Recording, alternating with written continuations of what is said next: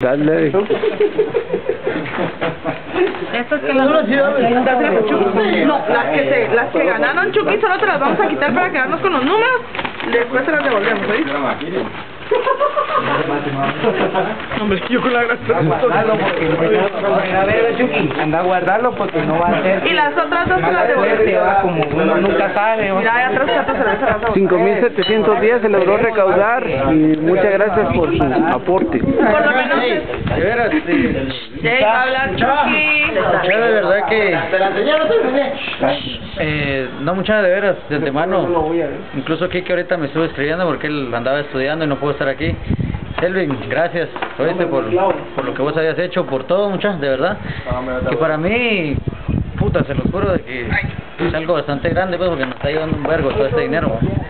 Independientemente para qué lo vayamos a usar ahorita no se sabe, porque todos los días a veces se piden cosas nuevas ahí en el hospital, ¿va? Que ya quieren para una cosa o para otra, y más que todo ahorita va a ser por su recuperación, ¿va? Ahorita que primero Dios ya salga, ¿va?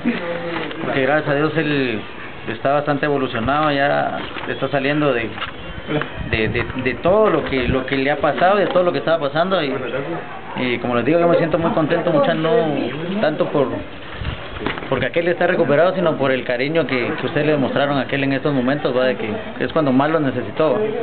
Yo sí se los digo, mucha, en nombre de toda mi familia, pues tal vez aquellos no pudieron estar, pero estoy yo en nombre de ellos y se los digo, gracias muchachos, de verdad por cada una de las cosas que hicieron y que están haciendo con nosotros, porque es un dinero que tal vez en estos momentos ahorita no lo tenemos nosotros, y que verdaderamente sí, muchachos, gracias, y espero que mi hermano pueda seguir compartiendo cosas con ustedes acá. Gracias,